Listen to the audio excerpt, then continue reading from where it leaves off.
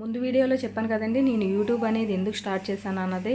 Kuwait నుంచి వెళ్ళిన నన్ను ఒక వింతగా చూడటం, అది కూడా అందరూ కూడా కాదు, నా చుట్టుపక్కల ఉన్న వాళ్ళకి అందరికీ తెలుసు నేను ఎందుకు కువైట్కి వచ్చానో, నా ఇంట్లో పరిస్థితి ఏమిటో, దేని గురించి వచ్చానో. నా చుట్టుపక్కల ఉన్న ప్రతి ఒక్కరు కూడా నన్ను ప్రోత్సహించే వాళ్ళే కానీ ఎవరో కూడా చెడుగా మాట్లాడుకునే వాళ్ళు లేరు. ఎందుకంటే ఒకప్పుడు నేను ఏ స్టేజ్లో ఉన్నానో, నేను ఎందుకు కువైట్కి రావాల్సి వచ్చిందో అన్నదే వాళ్ళందరికీ తెలుసు.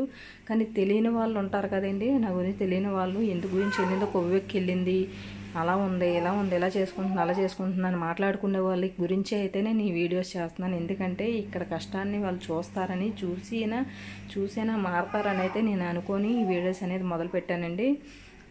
మనిషిని ప్రోత్సహించకపోయినా పర్లేదు, పోయినా పర్లేదు, తప్పుగా మాట్లాడుకోకుండా ఉంటే చాలండి. ఇక్కడికి వచ్చి ఇంత కష్టాన్ని కూడా గుర్తించకుండా వాళ్ళు చెడుగా మాట్లాడుకోవడం అయితే నాకైతే నచ్చలేదు. దాని గురించే నేను ఈ వీడియోస్ అనేది మొదలుపెట్టానండి.